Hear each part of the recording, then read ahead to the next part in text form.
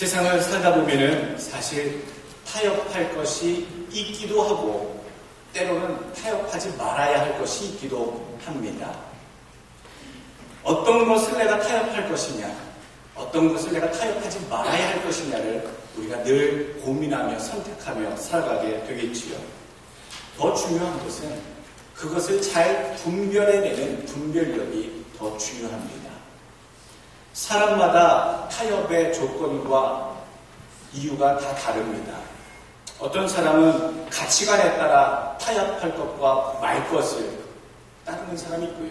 어떤 사람은 이것이 내게 돈이 되느냐, 물질의 유익이 있느냐, 되지 않느냐를 따라서 물질적인 가치관으로 타협을 하거나 하지 아니하거나 하는 사람도 있습니다. 어떤 자는 가족의 문제를 놓고 타협할 것과 타협하지 않을 것을 구분하는 기준을 삼는 자도 있습니다. 때로는 양심에 따라 타협할 것과 아닐 것을, 때로는 신앙에 따라 그러한 것과 그러지 않을 것을 나누는 사람도 있습니다. 외교가에서는요, 외교의 세계에서는요, 타협을 잘하는 것이 큰 능력 중에 최고의 능력입니다.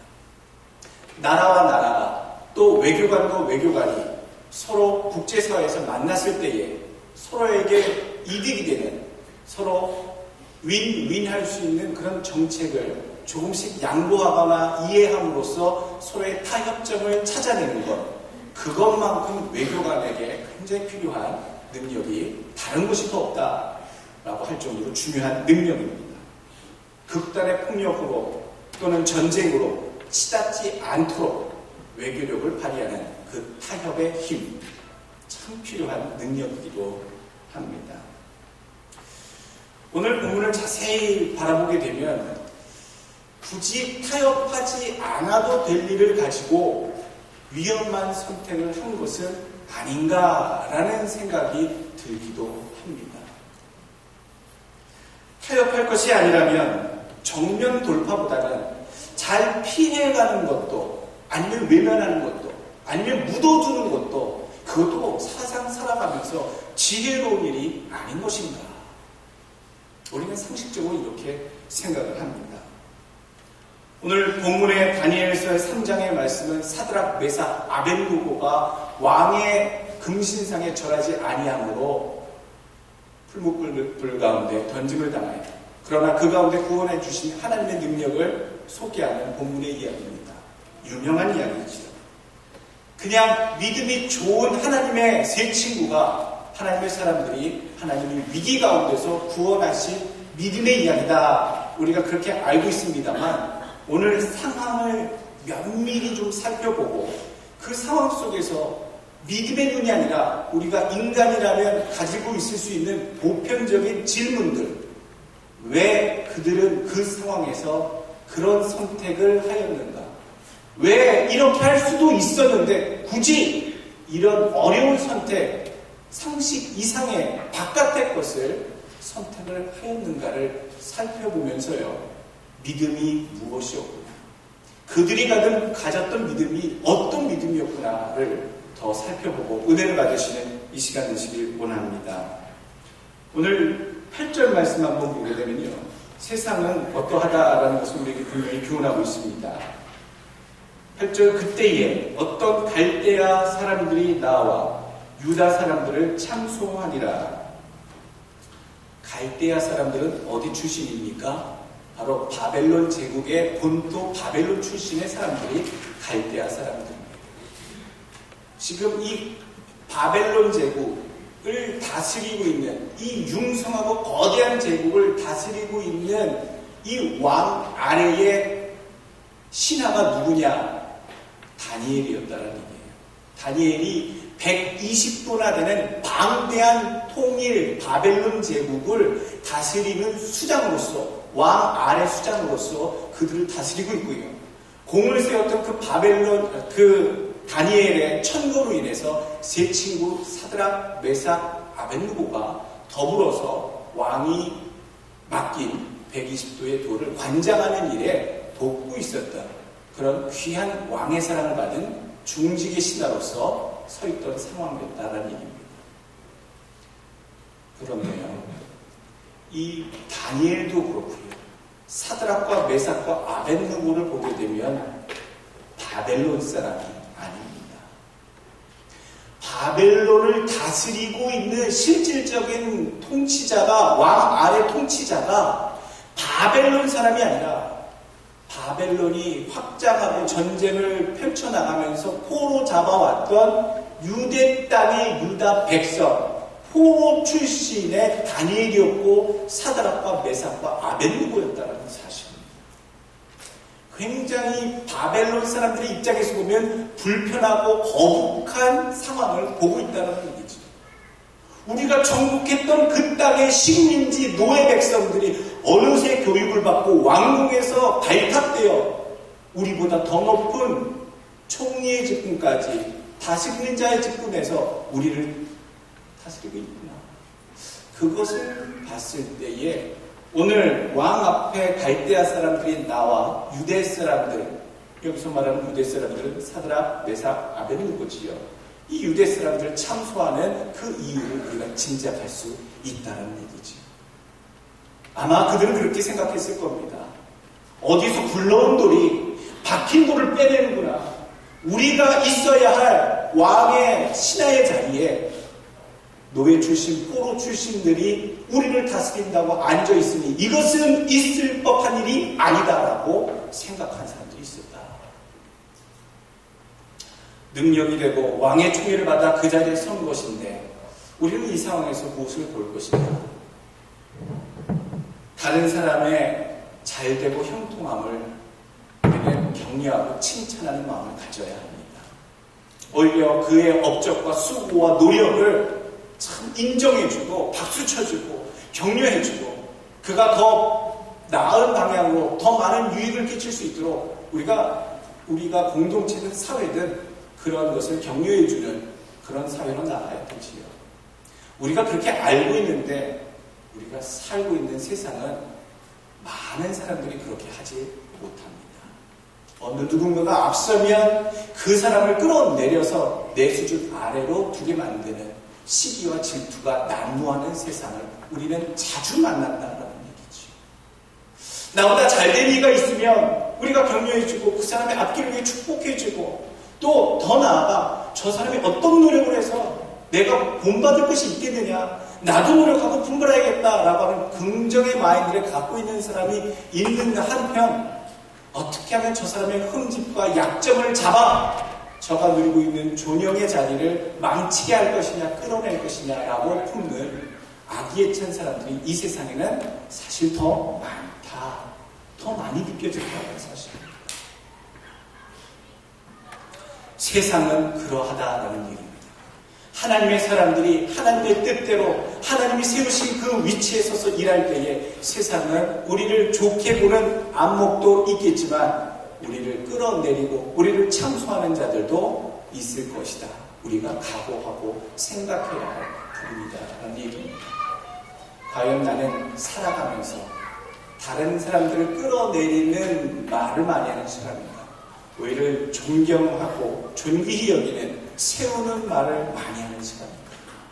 여러분, 우리는 서로 세워줘야 하고 격려해줘야 되고 인정해줘야 되는 그런 사명으로 살아가는 사람인 것을 저희는 믿습니다. 또 두 번째 우리가 봐야 될 부분은요, 이 다니엘의 세 친구의 행동입니다. 지금 이 다니엘 세 친구를 향해 다가오는 아주 못된 음모가 서서히 진행되고 있어요. 오늘 10절 말씀을 보게 되면 왕이 명령을 내리사 모든 사람이 나팔과 피리와 수금과 사냥금과 양금과 생황과 모든 악기 소리를 듣거든 엎드려 금신상에게 절할 것이다. 누구든지 엎드려 절하지 아니하는 자는 맹렬히 타는 풀무불 가운데서 던져넣음을 당하리라 하지 않느냐 하셨나이까. 지금 왕이 선포한 이 바벨론 제국이 이 느부갓네살 2세입니다. 역사상에 보게 되면 오늘 등장한 왕의 이름은요, 느부갓네살 2세입니다. 그 1세 때의 바벨론 제국의 확장기였고요. 바벨론 제국의 중기 완성기는 바벨론 이 느부갓네살 2세 때 바벨론 제국이 큰 중흥을 맞습니다. 그리고 바벨로니아의 그 느부갓네살이 그 아름답게 지은 바벨론의 궁전, 공중정원, 그것도 불가사리 중에 하나라고 우리가 알고 있죠. 아주 위대한 건축물 중에 들어갑니다. 지금은 존재하지 않습니다. 그 정도로 아주 거대한 왕국을 다스렸던 이 왕이 할 만한 일은요, 자기의 왕권을 나타내고 집중하고 자기의 치적을 드러내는 모든 백성들의 숭배와 존경을 받기 위한 행위들을 보통 왕들은 진행하는데, 오늘 이 느부갓네살이 자기의 금신상을 세웁니다. 그리고 모든 백성들에게 모든 아름다운 악기가 연주하는 음악이 들릴 때에 절하라, 충성심을 보이라는 얘기죠. 충성심을 보이라는. 그 상황 가운데 오늘 음모가 시작이 됩니다. 음모가 진행되는 것을 사드락과 메삭과 아벳느고가 몰랐을까? 그런 자기를 음해하려고 하는 바벨론 갈대아 사람들의 그 반대 세력에 대한 그 음모를 미리 감지하지 못했을까, 과연? 그렇다면 그 못된 음모를 피해 나가는 것을 간구하고 대책을 세우는 것이 지혜로운 일이 아닌가? 어떻게 하면 그런 도전이 있고 그런 위기가 닥쳤을 때 대처할 만한 현실적인 방안들을 철저하게 수립해서 도전이 왔을 때 막을 수 있는 것을 수립하는 것이 지혜로운 자의 당연한 일이 아닌가. 바벨론의 120도를 다니엘과 더불어 다스린 이 세 친구 정도 된다면 그런 상황의 판도를 읽는 눈과 귀가 있을 거고, 그런 상황을 캐치내는 분명히 감각이 있었을 텐데 그것을 왜 하지 않았는가. 어떤 위기가 닥쳐올 때 여러분들은 어떤 방법의 길을 주어 선택하십니까? 어떤 자들은요, 위기가 다가오면 그것을 정면 승부하는 사람도 있고요, 위기가 다가오면 잠시 피하가는 사람도 있습니다. 위기가 다가오면 그것을 지혜롭게 나가는 사람도 있고요, 위기가 다가올 때 어떤 사람들은 강력하게 정말 아무 대책 없이 그냥 맞닥뜨리는 사람도 있습니다. 손자병법에 36개 줄행랑이라는 표현이 있습니다. 정말로 감당할 것이 안 되거든. 어떻게 한다는 얘기입니까? 줄행랑 친다는 거, 도망간다는 얘기예요. 손자가 중국의 유명한 장군 출신의 인물인데요. 이 손자가 지금 병법, 전쟁하는 방법, 플랜에 대해서 36가지를 소개를 했어요.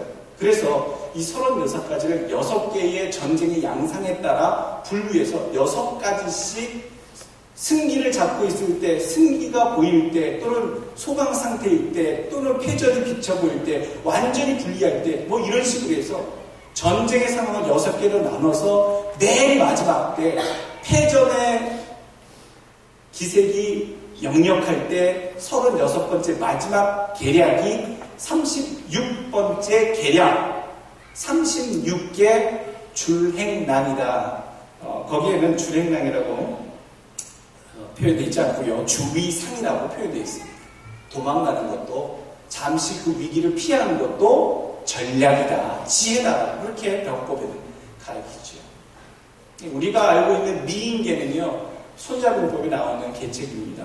그것도 분리할 때 쓰는 31번째 계략, 32개 미인계. 우리 북한이 이쪽에서 서해에서 대포 쏘고 동쪽으로 간첩 침투하고 이런 걸 뭐라고 그러죠? 성동격서. 그렇죠? 동쪽에서 소리를 내고 공격은 서쪽에서 기습을 하는 그런 전략. 그것도 공격법의 6번째 계략. 그렇게 이제 우리가 알고 있는 방법의 이야기입니다. 세상 살다가 보면요, 때로는 정면승부 맞닥뜨려야 될 것도 있지만 때로는 지혜롭게 도망가야 할 때도 있다라는 것을 우리가 상식적으로 다 안다라는 얘기입니다. 도망가야 할 때가 있는데 왜 이들은 도망가는 그 계략을, 도망가는 길을 선택하지 않았는가? 아니면 피할 수 있는 그 대책을 세우지 않았는가? 오늘 왕이 명령 내린 그 성격을 좀 봤으면 좋겠습니다. 이게 오늘 8절 이 앞부분 3장 1절부터 7절까지 보게 되면 느부갓네살이 자기의 금신상을 세우고 거기에 음악이 울릴 때 그냥 절하라라고만 얘기하고 있어요. 이 상황만 보면 왕권을 강화하기 위한 백성들에게 충성심을 요구하는 행위로 절하기로 원하는구나. 바벨론 제국의 백성이라면 어떤 종교적인 이유를 떠나서 왕의 백성으로서 절할 수도 있는 상황이겠구나라는 이해를 우리가 할 수 있다는 상황입니다. 그런데 이들이 참소하는 내용을 보게 되면 또 이렇게 나가죠. 12절 말씀. 이제 몇 유다 사람 사드락 메삭과 아벳느고는 왕이 세워 바벨론 제국을 다스려 계신 이 자이건을 왕이여 이 사람들이 왕을 높이지 아니하며 왕의 신들을 섬기지 아니하며 왕이 세우신 금신상에게 절하지 아니하니라. 지금 한 가지 신상에 절하지 않은 것뿐인데 이들을 참소하는 사람은 한 가지 이유가 아니라 세 가지 이유를 얽히설키 덮어서 이들을 꼼짝 못하게 공경의 길로 함정에 빠져들게 음모를 계략하게 불고 있다는 얘기지요. 그렇다면 왕에게 충성심으로 보이기 위해서 절하는 것이라면 사드락과 메삭과 아벳느고가 한번 절하는 것도 나쁜 일은 아니지 않겠습니까? 여러분 우리가 이렇게 생각할 수 있습니다. 그냥 한번 왕의 왕권을 상징하는 그 금신상에 신하로서 절하는 것도 그것이 우상 숭배인가? 이것이 하나님께 대한 여러 가지 불신앙의 모습인가라고 우리가 생각해 볼 수도 있는 부분인데 오늘 사드락과 메삭과 아벳느고는 그 길을 선택하지 않습니다. 이런 상황에 대해서 우리가 자꾸 질문해보고 답을 구하기를 원합니다. 진짜 지혜로운 것이 무엇이겠느냐? 전략상 정명숭고하는 것보다는 때로는 그냥 모르는 척, 그냥 한번 눈 감고 해주는 것도 지혜로운 일이 아닐까라는 우리의 생각이 있는데 오늘 성경엔 우리에게 교훈하고 있습니다. 어떤 것이 지혜로운 것이냐? 어떻게 지혜롭게 행동하는 것이냐? 잠언 9장 10절에는 얘기합니다. 여호와를 경외하는 것이 지혜의 근본이요 거룩하신 자를 아는 것이 명철이니라. 잠언 19장 23절 여호와를 경외하는 것은 사람으로 생명에 이르게 하는 것이라. 경외하는 자는 족하게 지내고 재앙을 당하지 아니하느니라. 생각해봐야 될 것이 있습니다. 우리가 왕이나 어떤 대통령에 대해서 충성심의 어떤 표현을 할 때에는 그냥 리더에 대한 존경감, 존중하면서 우리가 인사하거나 이렇게 예의를 갖출 수 있습니다. 그런데 사드락, 메삭, 아벳느고 시대의 이 느부갓네살 왕은요, 단순히 정치적인 리더, 왕으로서의 의미가 아니라 이들이 바벨론에서 섬기고 있는 태양신, 이들이 섬기는 우상신들의 아들이 왕이다라고 하는 사상이 그 시대에는 가득했기 때문에 왕에게 절하는 것은 곧 그들이 섬기는 왕이 섬기는 신에게 절하는 것이다 라고 하는 사상이 분명히 있었다는 얘기입니다. 그러니까 오늘 이 금신상에 절하는 의미가 단순히 왕권에 대해서 백성으로서 신하로서 예의를 갖춰서 인사를 하는 것이 아니라 왕이 섬기는 그 우상에 대해서 모든 충성을 연장하여 확대해서 섬기겠다고 하는 절함이, 경배함이 담겨져 있는 것을 사드락, 메삭, 아벳느고는 알았기 때문에 결코 절할 수 없음을 분명히 했다는 얘기입니다. 오늘 담대하게 얘기하는 모습을 우리가 좀 봤으면 좋겠습니다.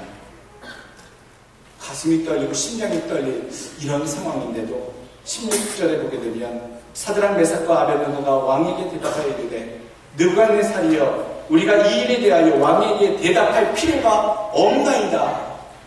왕이 묻고 있는데 대답할 필요가 없다고 얘기했습니다. 사실 15절 말씀 보게 되면 왕이 오해를 풀 수 있는, 소명할 수 있는, 그것이 잘못된 것이라고 하는 그런 소리를 들을 수 있는 기회를 줍니다. 15절, 이제라도 너희가 준비하였다가 나팔과 피리와 수금과 사명금과 양금과 생황과 모든 악한 소리를 들을 때에 내가 만든 신상 앞에 엎드려 절하면 좋거니와 너희가 만일 절하지 않으면 즉시 너희를 맹렬히 타는 풀무 가운데 던져 넣을 것이니. 이 왕은 이 세 청년을 어떻게 하면 살려볼까? 그런 청소가 들어왔어도 그 자리에서 당장 그들을 쳐다는 것이 아니라 어떻게 하면 살려볼까? 어떻게 하면 그 기회를 줘볼까? 그들의 소리를 들어볼까? 지금 노력하고 있는 것입니다. 그런데 그들에게, 그 왕에게 대답할 말이 없습니다 라고 얘기하는 이 배짱은 어디서 나온 배짱입니까? 17절 말씀을 참고하기 원합니다. 왕이여, 우리가 섬기는 하나님이 계시다면 우리를 맹렬히 타는 풀무불 가운데서 능히 건져내시겠고 왕의 손에서도 건져내시리이다 라고 고백하고 있습니다. 그렇게 담대하게 얘기할 수 있다는 것은 하나님이 계시는 줄 믿고 있는 믿음이 있었기 때문이다. 살다 보니까 우리 선배들이 늘 해줬던 이야기 생각납니다. 웃는 연습, 그것도 비웃는 연습 말고 너털 웃음, 너털하게 웃는 연습, 자연스럽게 웃는 연습을 많이 해두게나. 그게 무슨 뜻인가 했는데, 살다 보면 때로는 그 문제에 대해서 긍정할 수도, 반대로 부정할 수도, 어떤 문제에 대해서 안다고 할 수도, 또 그렇다고 모른다고 할 수도 없는 그런 상황이 의외로 많이 목회하다 보면 만나게 된다. 오늘 성경의 말씀. 그럴 때에는 그냥 상대방이 기분 나쁘지 않게 친근한 미소나 그런 너털 웃음을 많이 연습해 두게. 우리가 세상에 대해서, 세상이 우리에게 이렇게 얘기할 수도 있습니다. 왜 그런 선택을 하며 어려운 길을 선택하냐고.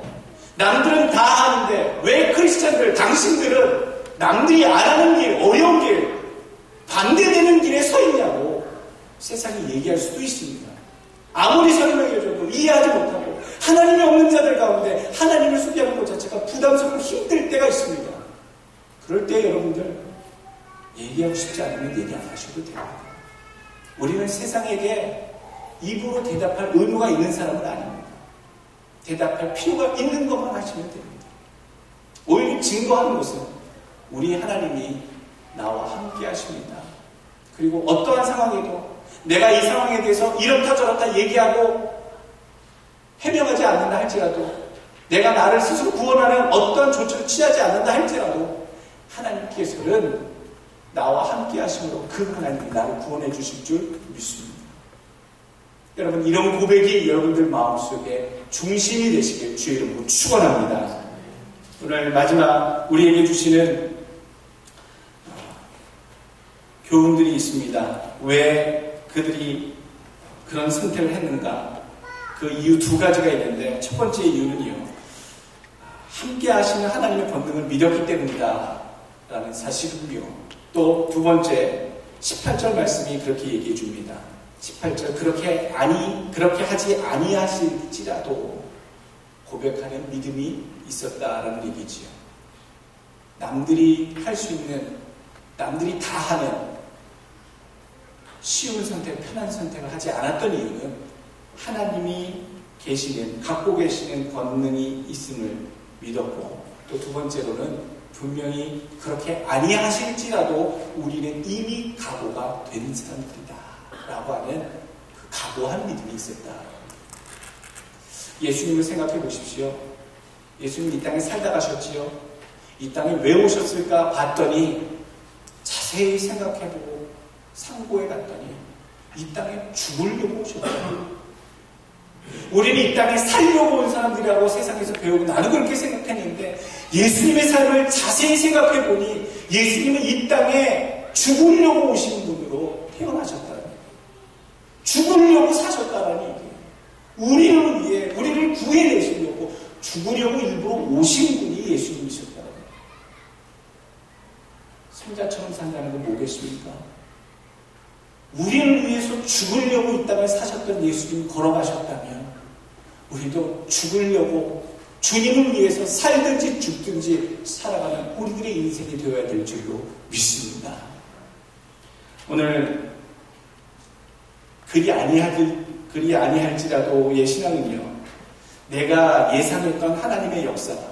내가 믿음의 길을 선택했는데, 내가 이게 분명히 내가 하고 싶은 길이 아니라 하나님의 뜻인 줄 알고 선택했는데, 선택했던 그 일이 때로 예상을 빗나가도, 때로 하나님의 역사하심이 나타날 줄 알았는데 그 예상을 너무나도 빗나가도 하나님께서 나를 끝끝내 구원하실 줄로 믿는 믿음을 갖는 것, 그것이 그리 아니하실지라도의 믿음이라는 사실, 오늘 명심하시길 바라겠습니다.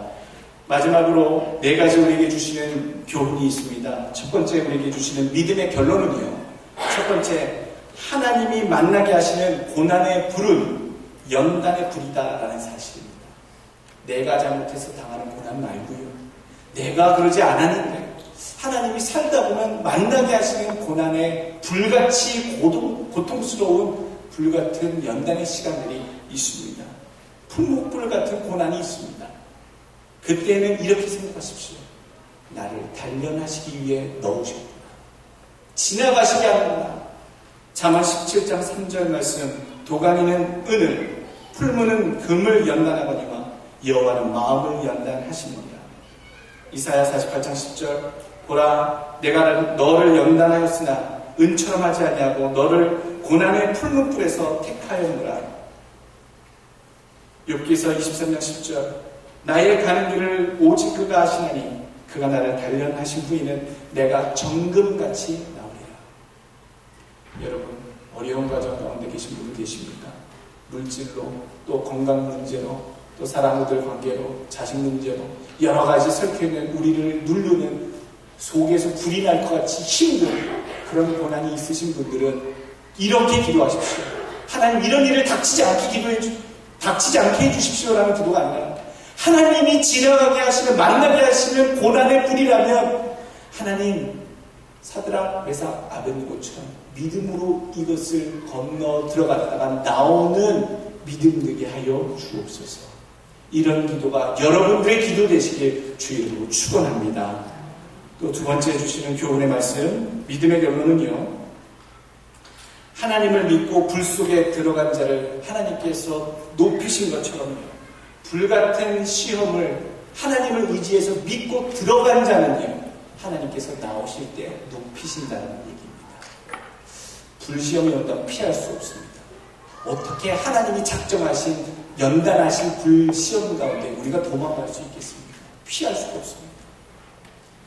왕이 드디어 30절 말씀, 사드락, 메삭, 아벳네고를 바벨론 도에서 더욱 높이니라. 죽게 될 사람들이었지만 주님을 위해서 그 불 속에 들어갔을 때 나오게 하시고 하나님께서 높이시는 일들이, 이 사드락, 메삭, 아벳네고에게 나타났던 이 일들이 불같은 시험을 연단하고 나온 여러분들의 삶에도 높여지기를 주의 이름으로 간절히 축원합니다. 세 번째 주시는 믿음의 결론은요, 불같은 시험을 통해 하나님을 만나는 기회로 산다. 살아가시면서 얼마나 많이 하나님의 음성을 직접 들으셨습니까? 여러분, 얼마나 많이 하나님을 체험을 하고 옆에 계신 걸 체험하셨습니까? 그것이 한두 번, 여러 번 있다면 얼마나 큰 영광이고 얼마나 큰 기쁨이겠습니까? 내가 하나님의 음성을 듣거나 하나님의 모습을 보거나, 물론 신학적으로는 하나님의 모습을 본다는 게 불가능합니다. 하나님의 임재하심을 우리가 느끼는 거죠. 체험하는 거죠. 내 삶에 계신 우리 하나님이 붙들고 계신 걸 체험하는 그 은혜가 많으면 많을수록 우리가 얼마나 행복한 자인지 여러분 아실 겁니다. 그렇다면 불같은 시험을 통해 여러분 기회로 삼으십시오. 이 불같은 시험 가운데 우리를 홀로 남겨두지 않으십니다. 오늘 불 속에 3명이 끌려 들어갔는데 그 가운데 4명이 있는 것을 왕이 발견하고 깜짝 놀랍니다. 그리고 그 하나가 마치 하나님의 아들들, 천사 같다라고 얘기를 합니다. 누가 함께 계셨다는 얘기입니다. 세 친구 말고 하나님이 함께 하신 사자, 예수 그리스도, 주께서 보낸 사자가 그들을 보호하시려 불 속에 함께 있었다. 불같은 시험 속에 계시는 분들 찾으십시오. 주변을 둘러보시고요. 옆을 찾아보십시오. 극렬한 고통 중에 내 옆에서 같이 눈물을 흘러 계시고 내 팔자를 양쪽에서 붙들어 주시는 주의 사자들과 주 예수 그리스도의 손길이 내 옆에 있으면, 내 앞에 있으면 여러분 만나시는, 찾으시는 여러분 되시길 간절히 소망합니다.